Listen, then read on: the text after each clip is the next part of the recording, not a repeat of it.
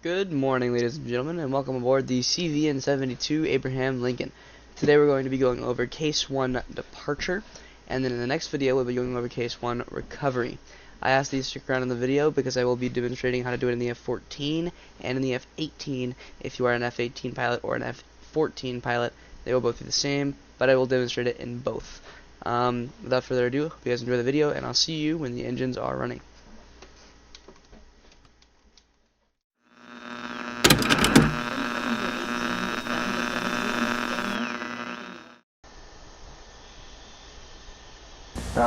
Ready to taxi.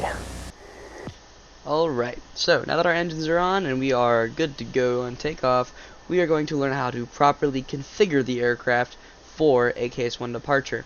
Now, there is a very important term that you will hear when it comes to landing, leaving, and anything involving the carrier called BRC. BRC stands for Base Recovery Course, and it is basically the direction that the carrier is traveling. Now, to get BRC, you have a couple of different ways you can do this. Now, one of the common ones that I like to do is press F10, and then you will look at the carrier, which you are currently tracking onto, and then you will select it by left-clicking, and then you can look on the bottom left corner here. For me, it says 266, meaning our BRC magnetically is 266. That would be on your compass that uses a magnetic heading, would make your BRC 266. Now, the Tomcat is special. Sometimes on some servers you'd have to actually adjust for the magnetic variance, which is really strange considering 266 is the magnetic heading and should already be adjusted compared to true, but sometimes you have to do it anyway. So you look at your magnetic variance. If we look on the CVN-72 right here, we can see that currently the true heading, which is in white by the way, is 271. So that means that in the bottom left corner there and heading, 271 is true, 266 is magnetic, making the magnetic variance, be +5.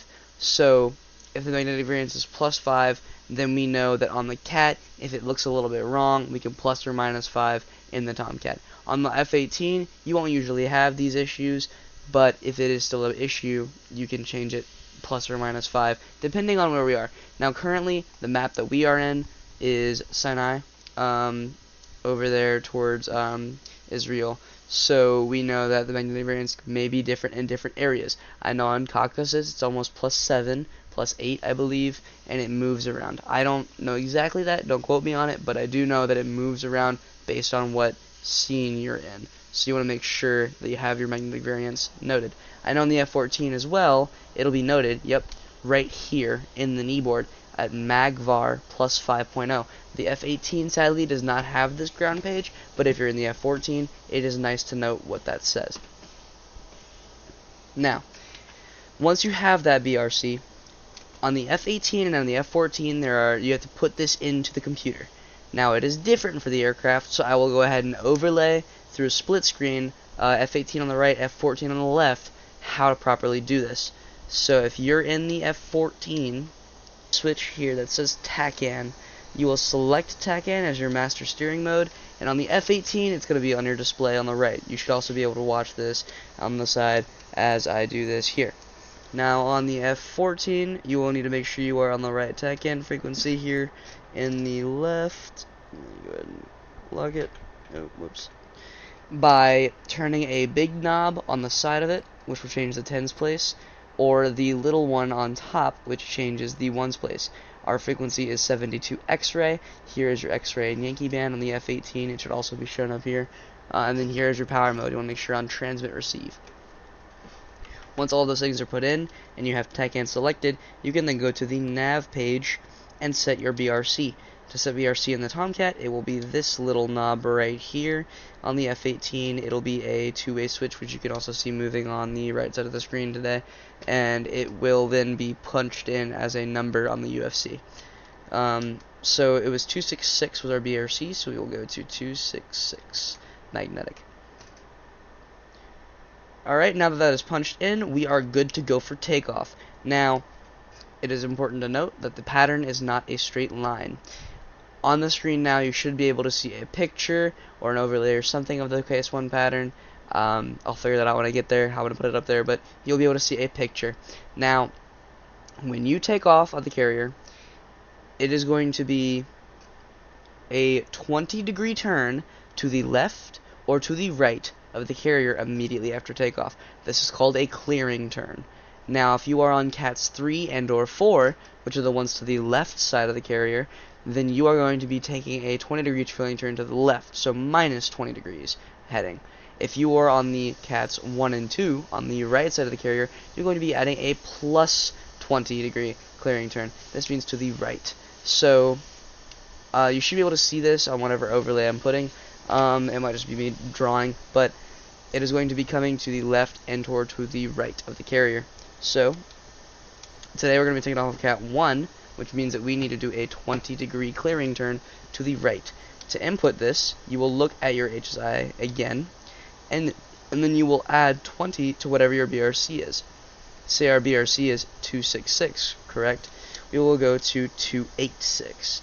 So 266, 276, 286 is right there. Now you will then aim to put your nose on that heading marker after takeoff. Now that we are good to go and we have our information put in, we will go ahead and taxi to the CAT. For us, we are going to be taking off CAT 1 today. I think I said 2 earlier, but I meant 1. And then we will be heading straight for the heading turn.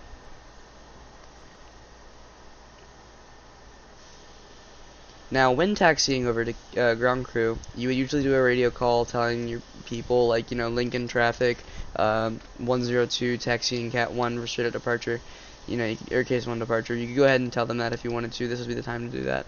And then you're going to, when you start taking nose up to it, you're going to watch the ground crew. The yellow shirt will tell you how to come in. Right now, he's saying turn right. I have turned right. I will just keep on coming forward, and then he will eventually tell me when to stop. Alright, he's telling me to come forward now.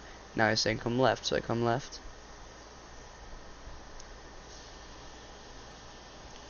He says stop, go forward. Alright. Come left. Alright, now straighten off. We're a little bit off line up, but that's nothing DCS can't fix. Alright, now the wings come out. That's what that signal means there, where he puts his arms out, T-posing. Just bring your wings out. On the F-18, it's a little handle. I have it overlaid as well. Then you'll bring your launch bar down. For us, it's the nose.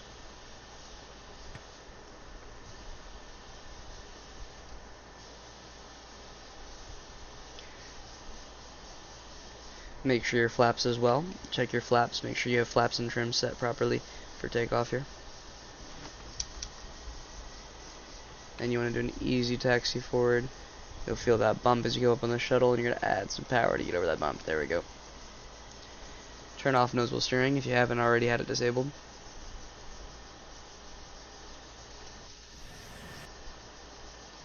And now we are in charge of this guy, or he's in charge of us. Alright, you are now sitting on the carrier. Now remember what I said earlier about that magnetic variance. You can then see that the magnetic variance is really far off here on our F-14. Now on the F-18 it should almost be perfectly straight, but because we are on an F-14, it's a little bit older, compass systems are a little bit weirder. We will go ahead and add 5 to both of our values. So 1, 2, 3, 4, 5. It's going to be a little bit better, but not quite on. Alright guys, one thing I did forget to mention when I was doing the actual recording was that in the F-14, you want to have your trim set anywhere between 2 degrees and 4 degrees for takeoff, and in the F-18, it is specifically between 15 to 17 degrees. If you are at anywhere below or at 45,000 pounds, you do 15 degrees, and if you are at anywhere above or at 47,000 pounds, you do 17 degrees trim, but no more than 17 degrees and no less than 15 degrees, or you will hit the water or stall. That is the trim for the 14 and the 18. And it's not going to be perfect. Even taking into account the magnetic variation, we're still never going to be perfect on it. The BRC really is quite different in terms of what our HSI says it is, but we're gonna have to just do what we got because, you know, it's old equipment. But we will have overlaid on the F-18 as well. Now, when you spool up in the F-14, the F-14 is the only exception. When you spool up, you usually go into a full afterburner, but in the F-14B specifically, you only go into mill. Once you push mill, do your little wipeout. So full stick, left forward, check right wings, then left back, then left rudder, right rudder, and you can do it twice if you want. Alright, and then we are good to go. So we will do the command salute. Salute. Once we have done that, we are off. Flaps are down, and we are now ready for the launch. Alright, once we are off the deck, gear comes up, flaps come up, we turn to the right, go for our clearing turn, let off the throttle, and then we go ahead and make sure we level off here at 500 feet. So, level off 500 feet, hold 300 knots, and do this for 2.3 miles. You will then turn to what's called parallel, which is to match the BRC once we get past that. Now, you can also use your autopilot as well. I'm going to use my autopilot here in the 14. Once I get perfectly at 500, I'm a little high, and I'm giving on 300 now, so I'm going to let off the throttle because I'm a little fast. And autopilot is now on. Turning left here at 2.4, 0.1 late, but you will turn back to BRC, which is that big line there that should be labeled by your HSI. Once you have turned it, you are what's called parallel, and you will level off and call to your wingman saying to parallel, or whatever you want to say. Now I am at 300 knots, sorry, at 500 feet, and I am on BRC. That is an ideal lineup and exit for your Case 1 departure. You want to make sure you do this every time you take off. This is the proper pattern. Hold this 500 feet, 300 knots, until 7 miles DME, which is where this range in the top left corner says 7.0, and you are good to go wherever your flight lead carries you, or wherever you are going to go.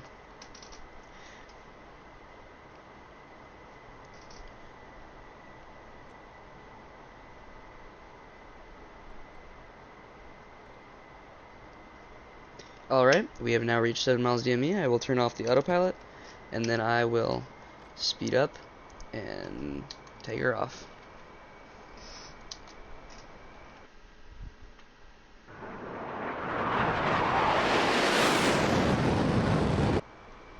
And that was a Case 1 departure. So I hope you guys enjoyed the video. If it was helpful, leave a like. If it was not helpful, leave a dislike. If I missed anything, go ahead and leave a comment down there for me. Tell me what I missed, and I will gladly call you out in the comments. Also, one more thing. If you care to take a little gander over the next video I'm going to post, go ahead and look out for the Case 1 recovery video. That will teach you guys how to actually get back on the carrier after you do this beautiful departure that I have just taught you now. Hope you guys enjoyed, and have a nice day.